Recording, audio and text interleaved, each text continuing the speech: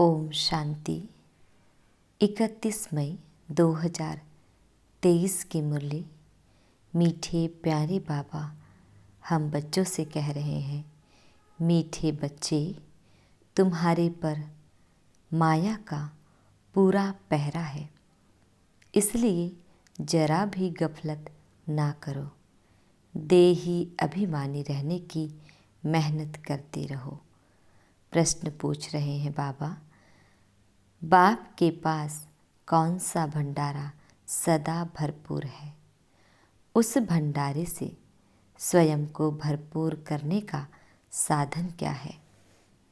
उत्तर है, बाप के पास पवित्रता, सुख, शांति का भंडारा सदा ही भरपूर है। स्थायी सुख व शांति चाहिए तो जंगल में भटकने की जरूरत नहीं है। पवित्रता ही सुख और शांति का आधार है। पवित्र बनो तो तुम्हारे सब भंडारे भरपूर हो जाएंगे। बाप आते ही हैं बच्चों को पवित्र बनाने, वह है एवर पवित्र। आज का गीत है, न वह हमसे जुदा होंगे। ओम शांति। यह बच्चों का ही गाया हुआ गीत बच्चे सुन रहे हैं। यह बच्चों की आत्माएं कहती हैं। अब बच्चों को देही अभिमानी बनना है, अर्थात अपने को आत्मा निश्चय करना है, न कि परमात्मा। जैसे सन्यासी लोग कहते हैं, आत्मा सो परमात्मा। इसे उल्टी गंगा कहा जाता है। अब बाप समझाते हैं, इतना समय तुम सब देह अभिमानी बनते आए हो, अब देही अभिमानी बनो। यह शिक्षा मिलती है वापिस घर जाने लिए। फिर सतयुग में तो है तुम्हारी प्रारब्ध। जब यहाँ तुम देही अभिमानी बनते हो और बाप की नॉलेज को ग्रहण करते हो, फिर जाकर ज्ञान की प्रारब्ध का पाठ बजाते हो। वहाँ तो देह अभिमान व देही अभिमानी का प्रश्न ही नहीं है। इस समय तो मनुष्यों को पता ही नहीं है कि हम आत्मा हैं, हमारा बाप परमात्मा है। बिल्कुल ही मूंझ गए हैं। सन्यासियों ने कहा कि हम तुम सब परमात्मा हैं, जिधर देखता हूँ तू ही तू है। इससे तो कुछ भी फायदा नहीं होता। वो लोग तो इसको भावना समझते हैं, परंतु सबकी भावना तो एक जैसी नहीं होती। एक ही घर में बाप बच्चे की भी भावना एक जैसी नहीं रहती। कहाँ कहाँ देखो बच्चे बाप को भी मार डालते, क्योंकि घोर अंधियारा है, सब पतित है। अभी तुम बच्चे स्वदर्शन चक्रधारी बने हो। स्वदर्शन चक्रधारी बनने से ही तुम राजा रानी बनते हो। तो बाप बच्चों को बार बार कहते हैं, देही अभिमानी बनो। ऐसे समझो मुझ आत्मा को परमात्मा बाप अपना परिचय देकर पढ़ा रहे हैं, हमारे संस्कार बदला रहे हैं। आत्मा ही संस्कार ले जाती है, शरीर तो खत्म हो जाता है। बाबा अभी हम आपके साथ ही योग लगाएंगे, यह हमारा वायदा कभी मिट नहीं सकता। भल पवित्रता पर अनेक प्रकार के विघ्न पड़ेंगे, बहुत कुछ सहन करना पड़ेगा। बच्चियाँ कहती है, बाबा यह सितम सहन करूँगी। जैसे दुख के समय मुख से निकलता है ना, हाय राम, हे प्रभु, तुम तो ऐसे नहीं कहेंगे। तुम ब्राह्मण फिर बाबा को याद करते हो। बाबा हम दुख से कब छूटेंगे, हमको बहुत मारते हैं। गीत में भी कहते हैं, कितनी भी मार पड़ेगी बाबा, आपकी याद कभी नहीं भूलेंगे। हमको तो बाबा का ही बनना है, बुद्धि का योग उनसे जोड़ना है। यह है सब समझ की बात।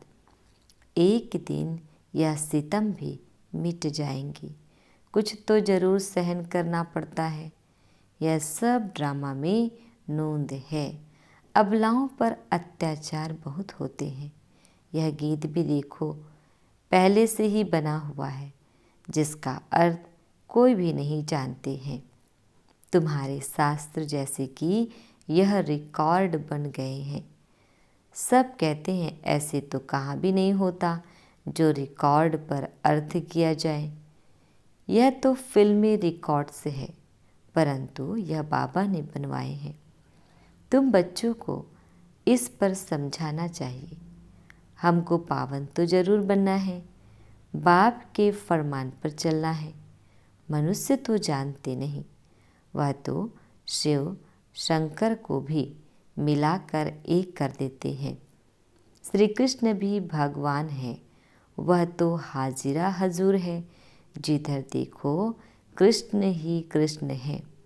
राधे के पुजारी फिर कहेंगे जिधर देखो राधे ही राधे है। साईं बाबा के भक्त होंगे तो कहेंगे जिधर देखो साईं बाबा ही साईं बाबा है। कितना अंधियारा है, यह फिर भी होना ही है, बना बनाया ड्रामा है। तुम कहते हो इस ज्ञान यज्ञ से विनाश ज्वाला प्रज्वलित हुई, तो कहते हैं तुम्हारे बाबा ने ऐसा यज्ञ रचा है जो विनाश करा देते हैं। हम कहते हैं शांति हो जाए, तुम फिर विनाश कराते हो। रुद्र ज्ञान यज्ञ नाम तो है ना, यज्ञ रचा जाता है ब्राह्मणों से। तुम ब्रह्मा कुमार कुमारियाँ ब्राह्मण ठहरे, वह हद के यज्ञ रचते हैं सेठ लोग। उसमें रुद्र यज्ञ नामी ग्रामी है, वह उसमें ज्ञान का अक्षर नहीं लगाते हैं। यह तो है रुद्र ज्ञान यज्ञ, उनको ज्ञान यज्ञ नहीं कहेंगे। बाबा ने समझाया है ज्ञान से ही तुम्हारी सद्गति होती है। वहाँ माना सतयुग में इस ज्ञान की दरकार नहीं, वहाँ तो है ही सद्गति स्वर्ग। यह तो समझने की बात है ना। बाप बैठ ब्राह्मणों को ज्ञान देते हैं, दिखाते हैं रथ पर रथी बैठे थे। यह शरीर रथ है ना, हर एक रथ में रथी आत्मा है, तो आत्मा हुई रथी, इसमें भी इनकी आत्मा है। परंतु बाबा कहते हैं मैं रथ का लोन लेता हूँ। जैसे मकान लेते हैं तो धनी भी रहता है और लेने वाले भी रहते हैं। यहाँ यह रथी बन बाबा आते हैं, कहते हैं मैं फिर से तुमको राजयोग सिखाता हूँ। ऐसे और कोई कह ना सके। यह सब पॉइंट समझाई जाती है धारणा के लिए। हमारा बाबा हमको स्वर्ग का मालिक बनाते हैं। कल्प कल्प संगम युगी। एक अक्षर की भी भूल करने से कितने अवतार, कितने नाम लिख दिए हैं। अभी बरोबर कल्प वृक्ष के नीचे तुम बैठे हो, राजयोग सीख रहे हो। भविष्य में राजा रानी पद पाने लिए। यहाँ तो करोड़पति पद्मपति है, इनका सब कुछ मिट्टी में मिल जाएगा। नेचुरल कैलेमिटीज़ आदि सब अचानक ही आएंगी। पिछाड़े में विनाश तो होना ही है।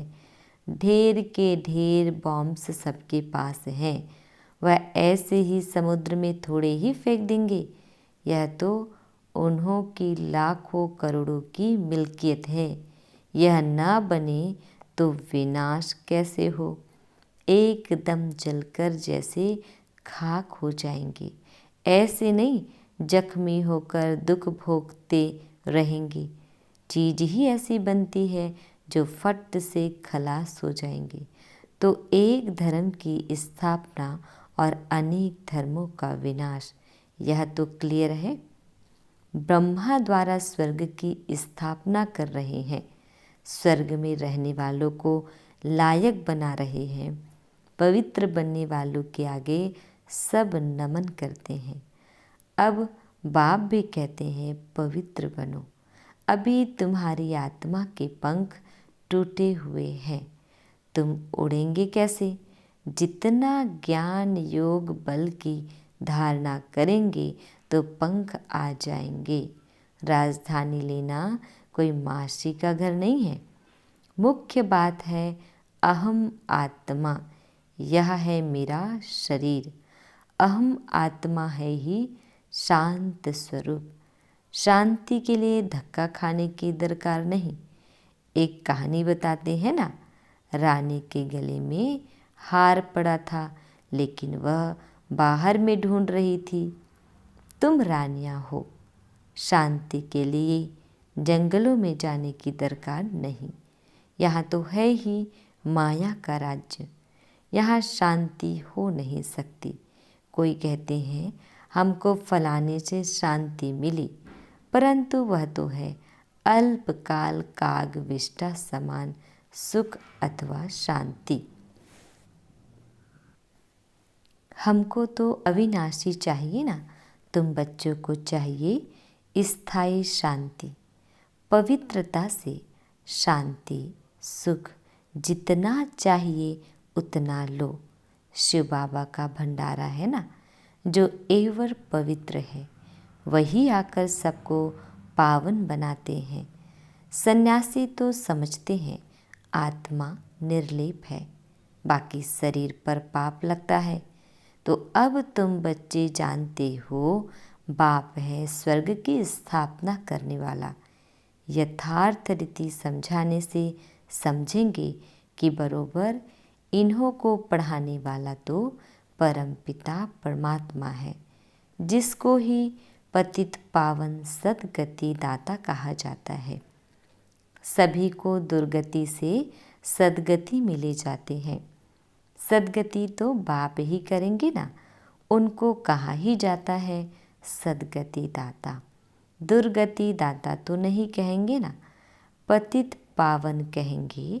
फिर पतित कौन बनाते हैं यह भी कोई नहीं जानते। बाप कहते हैं तुम वाम मार्ग में गिरते हो तो रावण की प्रवेशता हो जाती है। मंदिरों में बड़े बड़े काले चित्र राधे कृष्ण के रखे हैं।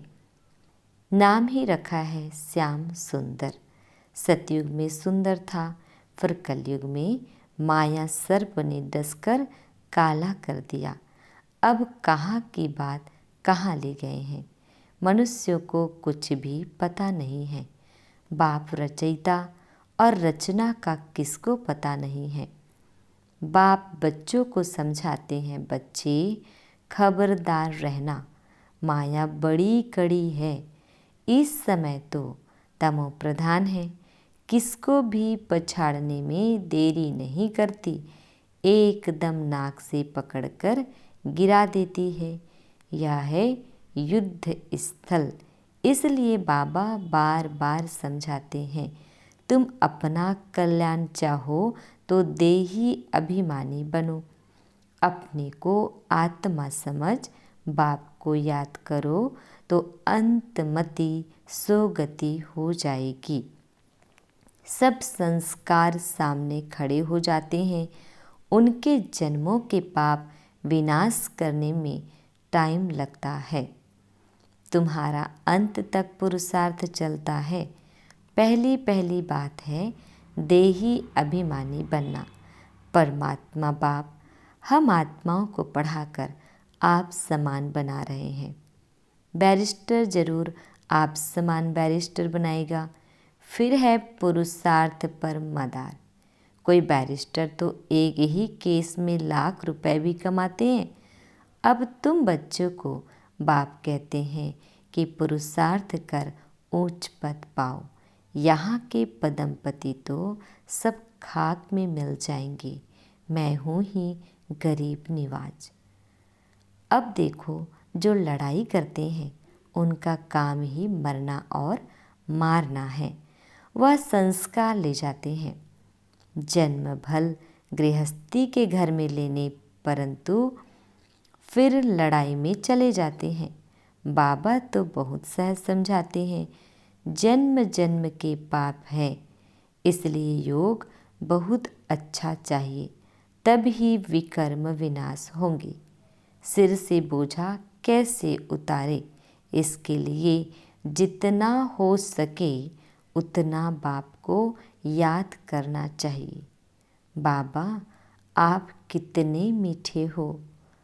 बाप कहते हैं, लाडले बच्चे गफलत नहीं करना, माया पूरा पहरा दे रही है, इसलिए देही अभिमानी भाव। यह है बुद्धि योग की रेस, इसमें ही सब कुछ है।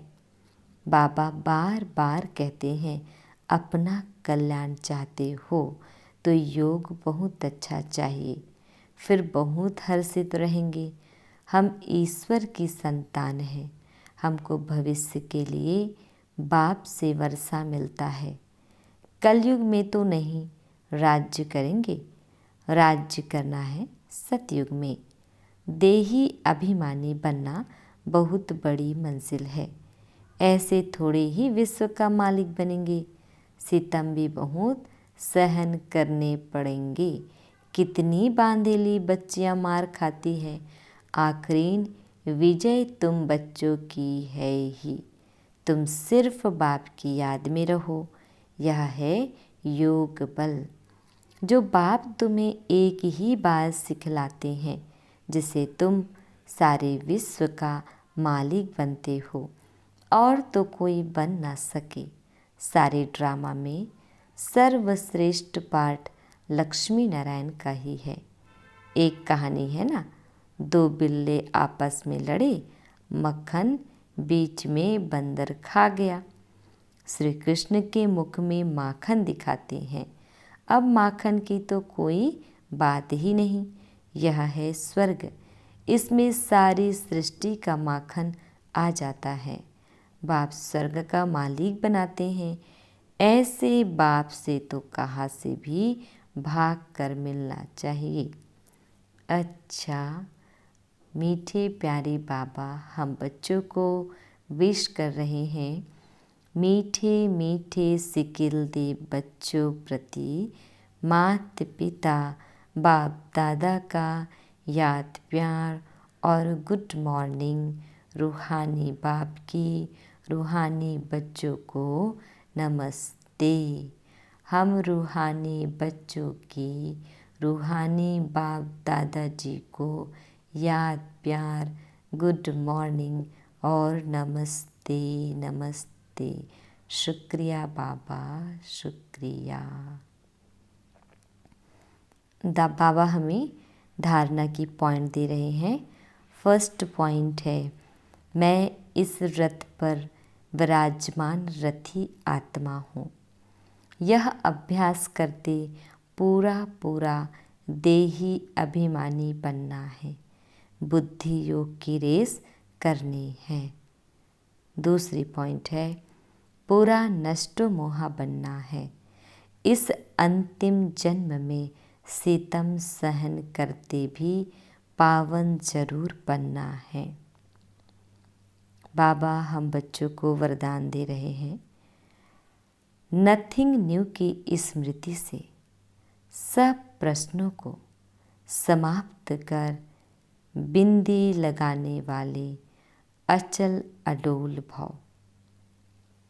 नथिंग न्यू की स्मृति से सब प्रश्नों को समाप्त कर बिंदी लगाने वाले अचल अडोल भाव।